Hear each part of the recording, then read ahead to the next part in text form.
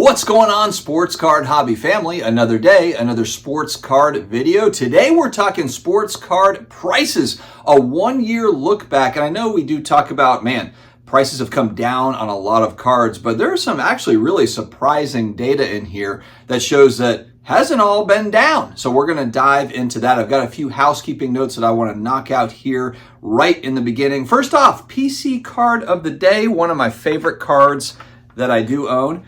It's the 1957 Topps Bart Starr rookie card in an SGC 4. This is a card I was searching for over a year and just wanted to find that right copy for the one that I was going to have kind of in my PC long term. And this 4 in particular with centering and the way the surface looks, it looked a lot better than 5s and 6s that I saw at much higher prices. So it just made sense. Big shout out to Scott at Running Buck Woodcraft that made me this display stand out of wood, obviously, Woodcrafter. I'm going to put his information down below, but I believe it's at Running Woodcraft on IG. Let me check that. It's at Running Buck Woodcraft on IG. And I thought that was just cool because a lot of good display type things for slabs out there, but this one is pretty sweet. You can fit a few of them on. Big thank you to Scott for sending me these. Today's going to be a little bit of a longer video, guys, so strap in. We're going to talk about 14 of your favorite athletes. So we're going to really kind of dive into the data here today using market movers.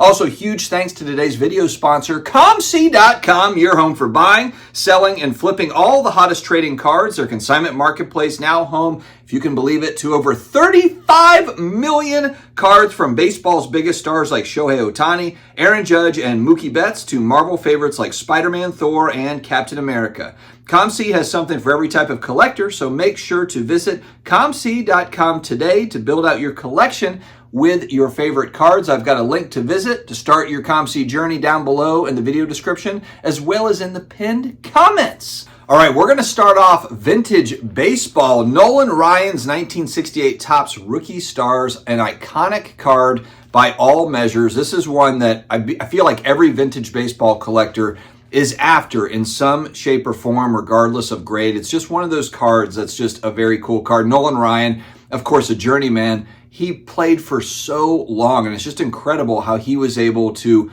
play Major League Baseball and throw at a high level for so long. This guy, he was incredible.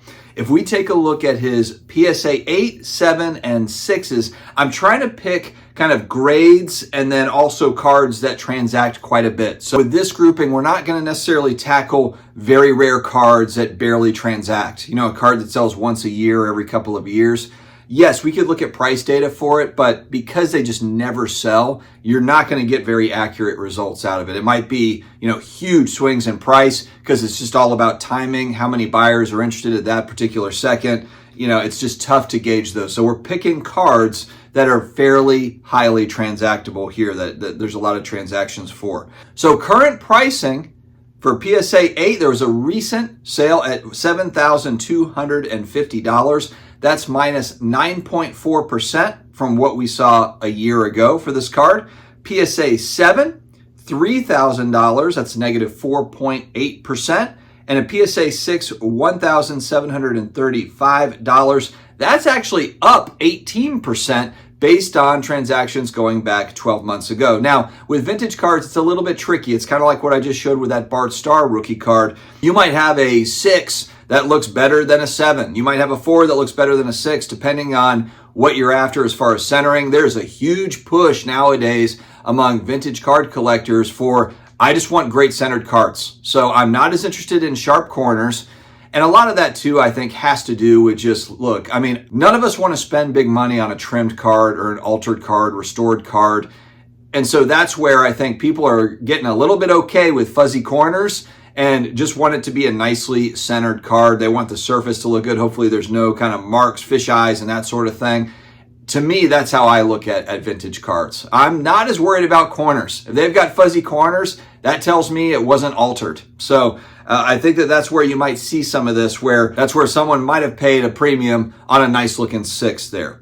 All right, let's move over to Walter Payton, rookie card 1976 Topps. Walter Payton, some would say this is the greatest running back of all time. I would say it's Barry Sanders. Many would argue with me that it's Jim Brown. But Walter Payton is beloved. Rest in peace. He was one of those guys, sweetness for the Bears. They won a Super Bowl in 1985, although he didn't get a chance to score a touchdown because Ditka's a moron and just gave it to everybody else when they won like 55-10. This is one of those really cool cards. It's a portrait card. It's got his face there, no helmet. And actually, when I look at these, and I'm going to talk about a couple of others like this, if I had huge money, the 10 of this card is at $50,400. I saw a 10 of this in Dallas, 2021, May of 2021, as we were kind of coming out of the pandemic, and it was priced up at about $80,000, $85,000 because that's really where the price point was at that time. This is down 8.7% from a year ago at a sale at $50,400. If I had huge money, I would really collect 10 grades of these all-time greats like this, because they are fairly few. I think there's about 100 copies or less of this particular card, and it's just a really, really tough grade. The PSA 9 for this card, recent sale, $6,152. That's plus 31% from a year ago. So the 9 actually selling quite a bit higher than it was going back 12 months. The PSA 8, however, there was a sale at $935. That's a negative 24%. And man, I'm looking at that PSA 8 and I'm thinking maybe I need to get a PSA 8 because I think for all of us, if you're collecting vintage, you're collecting Hall of Famers, all-time greats, you're just trying to figure out kind of, okay, I want to get a copy, but which grade am I comfortable with from a price point standpoint? And that just seems like a near mint copy of that card at an 8 for under $1,000 feels like a really nice price for really an iconic football card. It might be a top 10, 15 most iconic football card overall. So that Walter Payton rookie, of course, a popular one. All right, let's move on to the scary stuff. Some of the new stuff. Oh boy, Zion Williamson, Prism Silver from 2019. A lot of people made good money on Zion going back a few years, but holy cow, this guy, there's just so much talk about, man, so much talent. If you could just control your weight, if you just took the stuff that, like LeBron James, you have to give him credit. He spends a lot of money just getting his body right for the season and maintaining, and it's incredible how he's able to continue to play and play and play. Zion is one of these guys. Now, granted, I know he's built differently than LeBron James, but he's got so much talent, and if he just put more effort into the conditioning, the diet, the nutrition part, the sky is the limit for this guy. If he could just take care of himself a little bit better. I know he's got an injury history with knees and everything. Frankly, it might be too late kind of now to fix it, but I really hope he does because there's so much excitement for Zion coming into the league, and now it's just kind of like, the Pelicans are basically left holding the bag on a massive contract for this guy. We're going to look at a few different options here, the Prism Silver, Prism Blue, and Prism Green, all in 10s. So the silver, $360. For a Prism Silver PSA 10, that's negative 65% going back a year. Guys, at the height, this card was literally a $4,000 to $5,000 card at the height for this card. $360. So I know it's down 65% from a year ago, but it's down like 900% from the all-time highs. It's incredible. The Prism Blue, $2,225 sale. That's negative 44% going back 12 months. But again, if you go back all-time highs on these charts, this is like $40,000, $50,000 card at one point. It is way, way, way down. Prism Green, $107. That's negative 54%. And so if you are someone that, hey, you like watching Zion play, you think the cards look cool or whatever, man, the pricing has come way, way down on Zion Williamson, but he's got to figure out if he wants to actually play ball or not. And this is kind of the problem. I think he signed, like $100+ million contract, $150 million contract. He's just cashing checks. He is out here just cashing checks. All right, Joe Burrow, one of these guys that we know is, look, he's a keeper in the league. The guy can play, but he has had now a couple of years of injury history where you're kind of looking at it like, man, is this just going to be a thing for Joe Burrow moving forward? Or Is it just kind of an early career thing? He gets over it and then he has a nice 10 to 15 years ahead of him that look great. And I think that's what people that are long-term holders for Joe Burrow have to really decide for themselves. I know there's a lot of short-term flips going on, of course, and Joe Burrow might be a great candidate for this, just being that he's injured, prices are down, maybe people pick him up and then sell him as we move into the season next year. I'm sure there's going to be quite a bit of that, actually, because he's kind of like this forgotten guy right now with all the other guys, the Josh Allens, the Patrick Mahomes. You've got the Lamar Jacksons that are lighting up the league. Joe Burrow's an afterthought. He's injured right now. And actually, the Bengals QB, was it Browning? He's actually playing pretty well right now. So Joe Burrow, kind of an afterthought right now. And if you look at his card prices, PSA 10, recent sale at $1,358. That's a negative 35% going back 1 year. The PSA 9, $288. That's a negative 33% going back. And a PSA 8, $209, down 7% if we're comparing to what it was 12 months ago. So I actually in the chat, is Joe Burrow a buying opportunity for you all? Or because I know there's people that are thinking this. They're thinking, hey, I'm going to pick up Joe Burrow cards and I'm going to have them at the National, leading up to the National, and he's going to be healthy and they're going to make some moves in the offseason and people are going to want Joe Burrow cards. Is that the case? Or will he kind of just be, somewhat flat? I think that's going to be an interesting thing to watch. All right, let's talk about the guy that I collect and also the guy that all these other quarterbacks are chasing as far as accolades and records and so forth. It's the GOAT, Tom Brady. This guy has a zillion cards, but we're going to focus in on the 2000 Bowman Chrome, just kind of the flagship rookie card, if you will. Flagship in quotation marks. Someone might argue with me, but this is kind of an easy card to look at. It's highly transacted. It's not an overall overly rare card, but it is an important card for Tom Brady rookie cards. PSA 10 sitting at about $7,500 recent sale. That's negative 30.6% going back 1 year. I actually remember going back a couple of years, Sasha T, and this is not a knock on Sasha T, but I remember he was buying the dip on this card at $17,000 to $20,000. I believe this one got up the all-time high in like the $25,000, $30,000 range. It could be wrong, but it's kind of in that ballpark. $7,500 for a 10 currently. A 9, and this is the spot I've been looking at. The 9 at $2,195 recent sale. That's negative 31%. There's plenty of the 9s sitting on eBay at like $2,500, $3,000. People are kind of trying to get a little bit more than that, $2,195. But if that 9 dips below $2,000, and I think that it possibly could, that's one where I'm really kind of watching that as we kind of move into 2024. Also would consider, of course, an SGC 9 as well. If someone's putting up an SGC 9 and it happens to be under 2,000, absolutely 100% looking at it. PSA 8, $1,300. So this is one where you want near mint copy. The PSA 8 is actually down 30.8% going back a year. So as that 8 moves down, and granted, not a rare card. So if you're looking at kind of supply, there is quite a bit of supply for the 8 especially, but it's in high demand. It's kind of like Michael Jordan's rookie card, which we'll talk about later. But, it's one of these high demand cards. It's safe in that sense that it's just in demand. So that's what we've got for the GOAT, Tom Brady. Brock Purdy. I've never seen a player get so much praise and flack than Brock Purdy. All you ever hear about, if this guy has success, system quarterback. He's got the best team all around him and this, that, and whatever. When he has a good game. When he has a bad game, it's a joke. He's a system quarterback. He's terrible, whatever. The guy, if you look at his overall stats and career, he's played really well. There's been moments, and I understand that he's got great players around him. Hey, a lot of quarterbacks have great players around him. Let's be fair. He has done really well. He went 10, 11 games before he ever even lost a regular season game, and then they went on a skid. I know Deebo Samuel went out. They had some injuries, and then people point to, oh, see, you don't have Deebo Samuel, you can't win.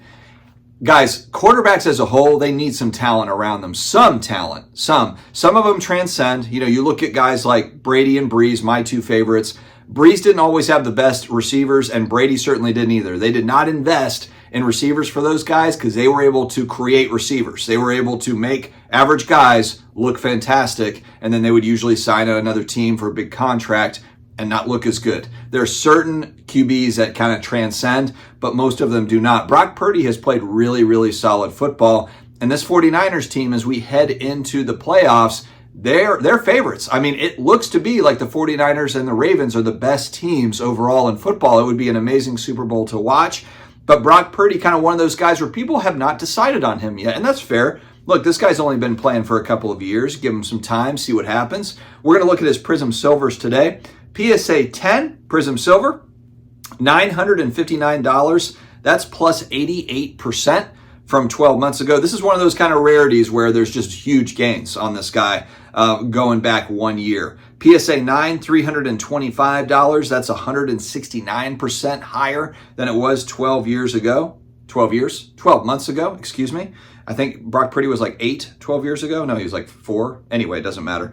PSA 8s for the card, $260 plus 179%. So Brock Purdy, kind of one of those outliers that he's actually gone up quite a bit here. You know, his card prices have really moved up over the last 12 months. The next guy is the opposite of that for obvious reasons. Wonder Franco, wandering around doing dumb stuff. You F around and you find out, and it's now clear that this guy is in the toilet. It's bad. He actually admitted to it and was like, I had a great, anyway, highly dumb. 2022 Topps, we'll just look at a few different cards. I just picked a few at random here.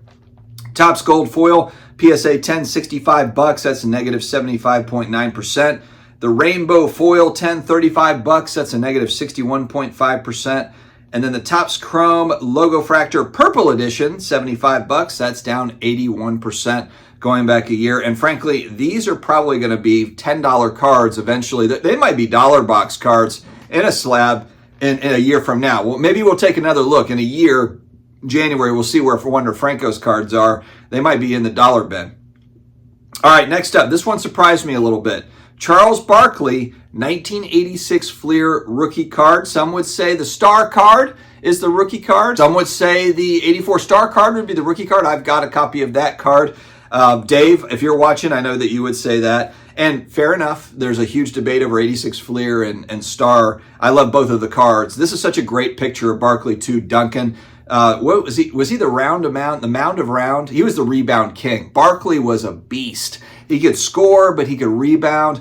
He was just a lot to handle playing for the 76ers going back in time. And now, of course, he's a funny personality. I just like Charles Barkley overall. It's hard not to like this guy. And it looks like if we look at card prices, it's a similar thing, which is kind of interesting because Barkley hasn't really done anything to make his card prices go up. He didn't like newly go into the Hall of Fame or anything like that. But he's popular. He's just a popular figure. PSA 10 for this card, $6,250 sale. That's plus 16% going back 12 months.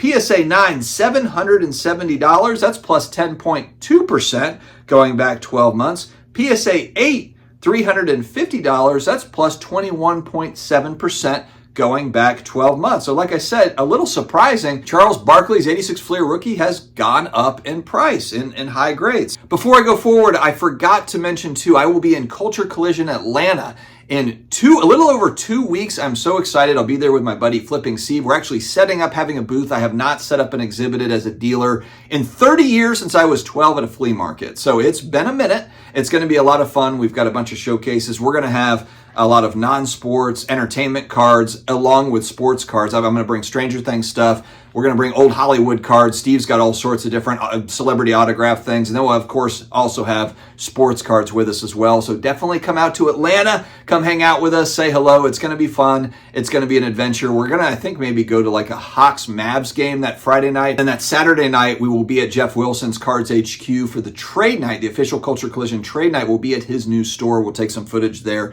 and show you all what we see. Also, Wednesday nights Off-Centered that's coming up this week. It's actually going to be moved to the 17th because Jeff Wilson is going to come on and talk to us about kind of the lead up to Culture Collision as well as opening up Cards HQ. So we're going to have him on for a few minutes just to talk through that. So we will be moving Off-Centered from the 10th to the 17th, and then it'll be like the 30th will be the next one, and we'll recap the show and that sort of stuff. So it's going to be fun, and so definitely join us for those. All right, let's get back to it. The next athlete, the captain, Derek Jeter, 1993 SP foil, one of the more popular modern baseball cards. I think 93 is still considered modern, right? Kind of fringe. I guess modern's 2000 and forward. Anyway, 1993 SP foil. I did not include the PSA 10 because the prices are just so high on it. It's kind of what we talked about originally, where when you're looking at high-grade vintage or you're looking at high-grade stuff that's very popular like this, the prices can be all over the place, so not even really worth looking at. So we'll start with a PSA 9, recent sale at $3,840. That's a minus 14.5% from 12 months ago. PSA 8, there's a big price drop-off, $307, and I think that's just because just a lot more of them, and that's plus 11.8%. PSA 7, $167.93. That is a negative 16%. So it's kind of funny. The PSA 8 up 11%-ish. PSA 7 down 16%. So again, I feel like if you're somebody that just wants a copy of the card, you want to own a copy and you're just trying to find your price point, it's always good to look at the data and figure out, hey, wow, 7s are actually a really good value right now. I'll buy a 7. So I think that's important when you're kind of buying into certain cards. This is one of those kind of all-time important cards. Not a super rare card, just very rare in a 10 grade. All right, next up, Joe Montana's 1981 Topps rookie card. This is, again, another one of those cards I badly would want to own if I've got huge money, and the price point is just right. It's amazing to me how far this thing has fallen. In a PSA 10, there was a recent sale at $37,200. That's negative 43.6% from where it was going back a year. And this card eclipsed $100,000 during its height. The PSA 10 Montana rookie card. Keep in mind, Montana was the GOAT before Tom Brady came in and did all of his magic. Joe Montana, I mean, we're talking about an all-time great. I understand the 81 Topps card is not a mega rare card, and it never will be over time, so it's not as if this is ever going to be in the $1 million card range or anything like that, but it's still just such an important card.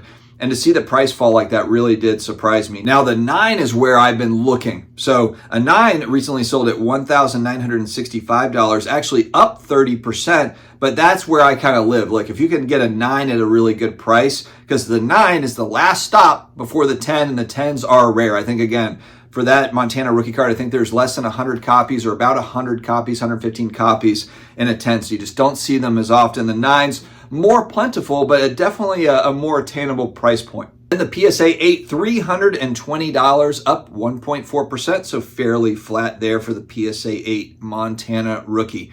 Let's go over to one of his buddies, actually Flippin' Steve's guy, Dan Marino, 1984 Topps rookie card.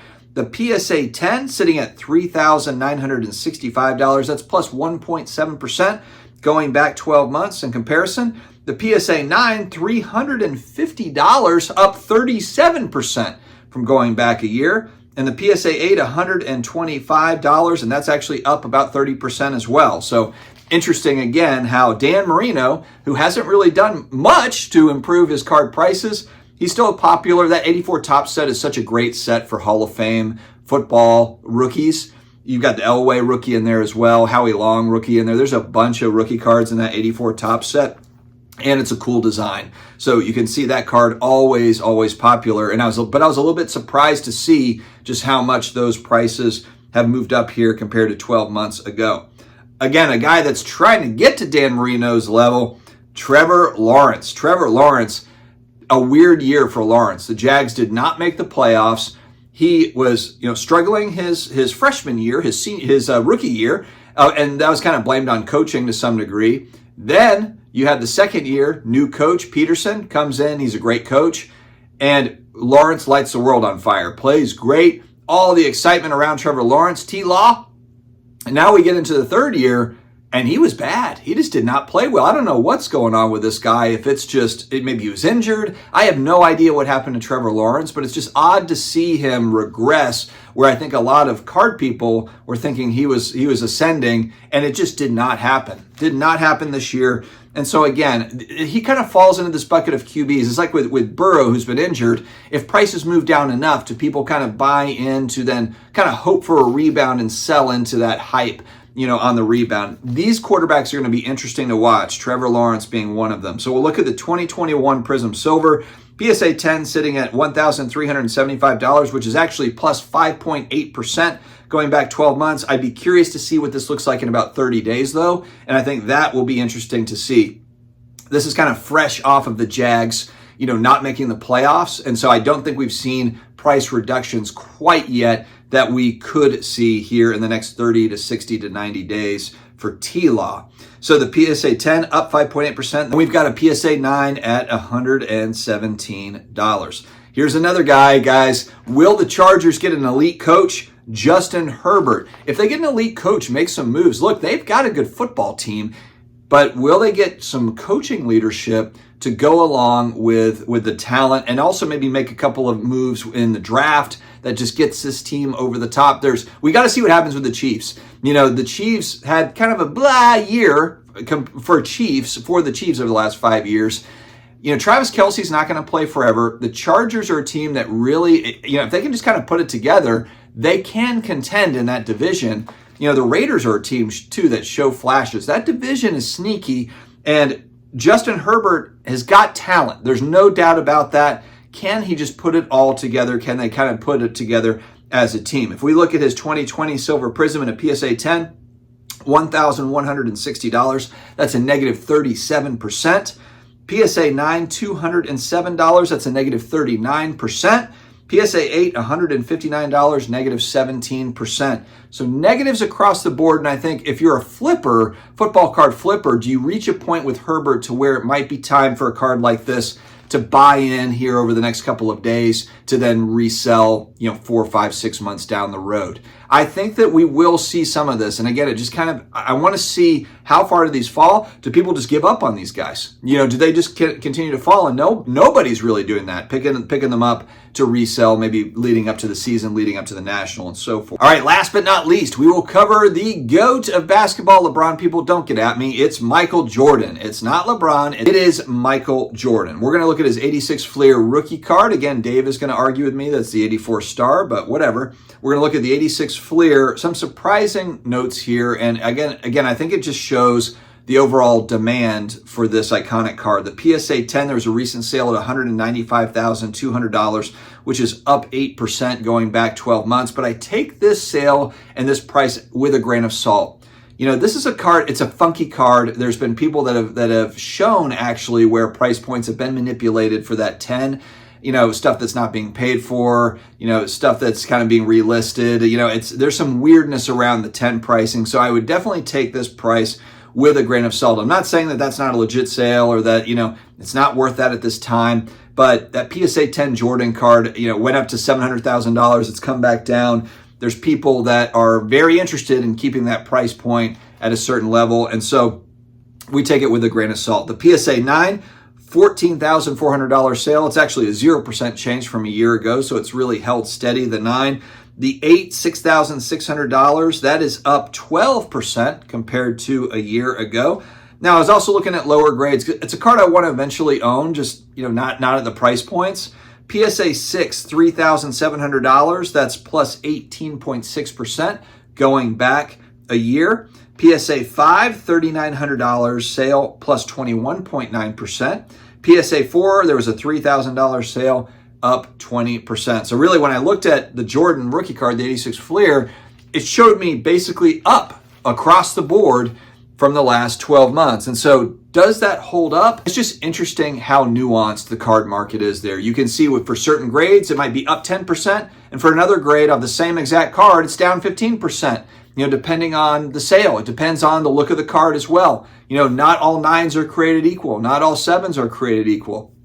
And like I said, especially as we get with some of the older cards, collectors, it looks like collectors/speculators are really, really looking more for centered cards. You see that people moving out of cards that might be in a higher grade that have nice corners or edges or whatever, but they're just completely off-centered. I think visually, aesthetically, people have really moved forward to centered cards. And I've had commenters say like, man, I wonder if in the future it's just going to be that people are paying a premium for centering, because it does seem to be popular that centering is important, especially on some of the older cards. So let me know your thoughts in the comments. Were there any surprises to you looking back? Because again, I know we talk about there's obvious stuff on the high end, especially on the high end. It's easy to pull out examples of this stuff has crashed. Maybe it was a card that was manipulated heavily during the pandemic era time, or maybe it's just the demand was high and just now it's not. Or it's just people moving money out of cards. You know, they were into cards and they're like, you know what, I don't like it that much. I don't need to have a $100,000 card. I'd rather put it in the bank and get 5% from a CD or whatever. And so I know a lot to unpack here, guys. Probably one of my longer videos ever, but I want to do these on occasion because I think it's important to kind of to mix in some of these longer videos. And I've had people say too, hey, I'm driving home from work and your videos are 8 minutes. I wish it was a little bit longer. So here we are. Here we are with a 30-minute video or whatever. Stay healthy, stay awesome, and I will talk to you again later.